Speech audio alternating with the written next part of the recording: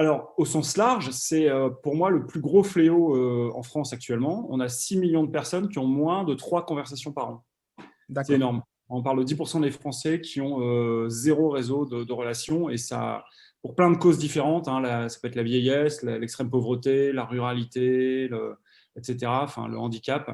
D'accord. Et donc, voilà. Et nous, chez Entourage, on a choisi une partie de ça qui est vraiment d'essayer de retravailler sur la grande exclusion, donc les personnes qui sont en situation de rue ou qui sont en situation d'être sans-abri, D'accord. SDF, etc. Voilà, de recapitaliser ces personnes d'un réseau de relations, donc de les reconnecter avec un réseau voilà, de personnes pour. En fait, ça leur donne un tas d'opportunités et de motivations pour rebondir et trouver des solutions, quoi. En fait, Ouais. quand il y a eu notamment le premier confinement il y a un an, les gens qui étaient en situation de rue ne comprenaient rien de ce qui se passait, quoi. Ouais. C'était très compliqué, tout était fermé, ils ne voyaient plus personne, etc. Donc, D'accord. beaucoup de structures étaient fermées aussi. Ouais. Donc, nous, on a une énorme. On a montré quelque part la résilience du modèle digital, hein. Entourage, c'est un réseau social sur smartphone qui connecte les voisins avec les sans-abri.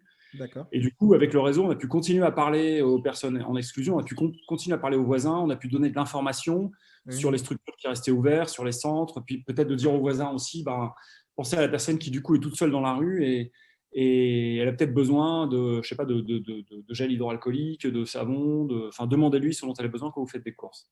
D'accord. Voilà, donc en fait, la mécanique qui était en place avant le confinement, qui permettait de parler à notre communauté de personnes exclues, Ouais. en fait, ça a pas mal multiplié nos activités pendant ces phases où, d'une certaine manière, ça a rendu visibles les invisibles. Parce que quand tout le monde a disparu des rues, les gens qui C'est étaient vrai. vraiment dehors sont restés là, quoi. On a lancé des actions particulières, notamment un projet qui s'appelait Les Bonnes Ondes, Oui. qui a consisté à dire il y a des gens aussi qui se retrouvent angoissés chez eux, isolés, et qui tout seuls peuvent. Enfin, ça peut créer des problèmes psychologiques, etc. Et du coup, les bonnes ondes, il y a eu des milliers de petits groupes qui se sont créés. C'est des D'accord. gens qui vont entourer des personnes par téléphone tous les jours. On va les appeler, créer des réseaux d'amitié très locaux. Donc les gens se connaissent, ils s'appellent tout le temps. D'accord. Et dans une perspective de se voir, de créer des vrais liens à la fin. Et ça a été vraiment super, quoi. Il y a vraiment eu des belles histoires qui se sont créées grâce à ça. Donc voilà, on a aussi essayé d'être inventif D'accord. pendant ces phases de confinement.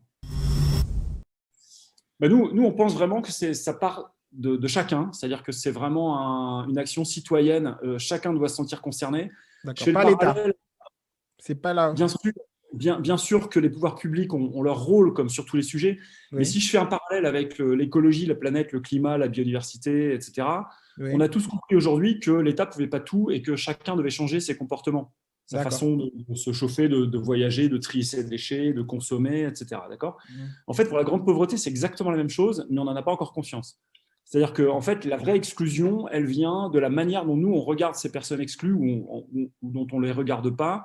Mhm. Et d'une certaine manière, par la course à la performance dans laquelle on est engagé, par l'individualisme un peu intégral dans lequel on vit, Oui. euh, et qui est une société qu'on a tous acceptée, Mm. ça rejette des gens sur le bord de la route et ça rejette des gens en dehors du jeu économique. Donc en fait, il y a une prise de conscience, c'est vraiment le premier point, une prise de conscience à avoir sur le rôle de chacun dans la lutte contre la grande exclusion. Et bien sûr que les pouvoirs publics sont importants et tous les plans pauvreté, etc. Mais on voit que ça fait 50 ans qu'il y a des plans pauvreté et que la situation C'est vrai. s'améliore pas vraiment. Donc on pense vraiment que c'est un changement de comportement, de regard, de mentalité du grand public qui va faire la différence. Et c'est vraiment important. Et c'est pour ça que c'est le rôle de chacun. D'accord, d'accord. Alors, tu as dit dans une de tes interviews, les gens veulent réussir pour faire taire une insécurité profonde. Qu'est-ce que tu voulais dire par là? Bah, ouais, là, on est plus sur un plan un peu dans les ressorts internes psychologiques, c'est-à-dire que on a tous envie d'une réussite professionnelle et peut-être ça peut cacher effectivement des insécurités. Ça peut être de vouloir gagner de l'argent pour se sécuriser par soi-même, ça peut D'accord. être de gagner une reconnaissance sociale, etc. D'accord? Donc, ça c'est un peu les ressorts internes qui peuvent tous nous motiver et qui peuvent être aussi une manière de masquer des peurs qu'on peut avoir au fond de soi. D'accord. Donc, c'était une interview dans laquelle je parlais un petit peu voilà, un peu profondément de ce qui peut motiver dans la vie et de faire attention à ces pièges qui peut être la quête d'une réussite professionnelle ou la quête d'un succès ou la quête d'une reconnaissance qui peut masquer des faiblesses derrière. Oui. Et et voilà, et d'aborder plutôt la vie avec confiance et notamment dans la relation à l'autre. Je suis plus un ingénieur dans l'innovation vraiment qu'un entrepreneur, hein. Moi, j'ai toujours été plutôt du côté tech et du côté de l'innovation. J'ai bossé effectivement dans pas mal de startups qui ont vraiment bien réussi.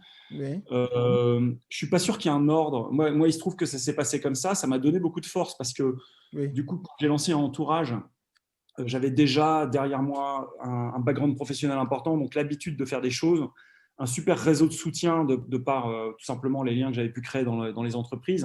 Et donc, oui, ça a beaucoup aidé au lancement d'entourage, c'est vrai. c'est ça. Maintenant, il y a plein de jeunes entrepreneurs qui se lancent sans avoir de background derrière. Je pense qu'il y a autant d'histoires que de personnes. Il D'accord. n'y a pas un schématype. C'est vrai que c'est mon histoire. Donc, moi, j'ai eu pas mal d'expériences Si tu d'abord. n'avais pas réussi comme ça, tu penses que tu aurais fait entourage? J'en ai aucune idée, très franchement. C'est compliqué de réécrire l'histoire. Ce qui m'a fait lancer Entourage, c'est d'abord des rencontres avec des hommes et des femmes qui vivaient à la rue et qui m'ont touché. C'est-à-dire que D'accord. ce n'est pas une décision de dire, tiens, j'ai eu un certain succès dans mon business, je vais maintenant faire un truc pour les autres. Oui. C'est vraiment de rencontrer personnellement des personnes qui vivaient en situation de rue, qui sont Mhm. devenues des amis, avec qui je parlais tous les jours en allant travailler, etc.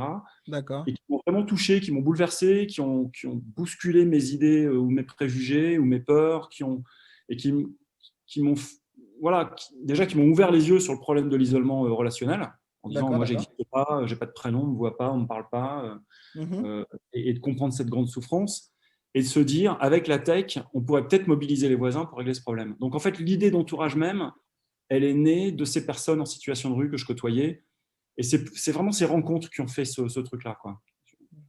D'accord, d'accord. Alors, il me reste deux petites questions. À l'allure où vont les choses, est-ce que tu es optimiste ou pessimiste pour l'avenir? Alors, moi, j'aime ni l'un ni l'autre, en fait, parce que l'optimisme, c'est un peu béat, et le pessimisme, c'est surtout pas mon genre. Moi, D'accord. j'aime plutôt bien la notion d'espérance, qui est une vertu, c'est Espérance. une force, en fait. D'accord? C'est-à-dire que c'est plutôt une disposition de caractère qui vise à dire on va travailler pour solutionner les problèmes, et on y va. Et du coup, cette espérance, elle est très forte chez moi. Donc, et je pense qu'il faut cultiver cette vertu d'espérance, notamment de lutter contre ces messages anxiogènes dans lesquels le monde va mal, tout s'effondre, etc. Mhm. Oui, C'était mieux avant. il faut reconnaître les problèmes, ils existent, mais il faut aussi savoir que tout ça est dynamique, c'est-à-dire qu'on réagit, les gens réfléchissent, on ne va pas se laisser, on ne va pas les choses aller comme ça à volo. Donc, il y a des réactions du système et ça, c'est très positif. Moi, je vois dans les jeunes générations qui s'engagent auprès de l'entourage, par exemple, Oui. énormément de bonne volonté, de gens qui ont envie que ça change, de gens qui prennent les choses en main et c'est super. Donc, ça rend confiant en l'avenir de voir cette jeune génération qui a vraiment envie de bouger les lignes, quoi. Et ils ne sont pas passifs sur le sujet. Et du coup, voilà. Donc, cette vertu d'espérance, il faut la cultiver et il faut s'engager, tout simplement.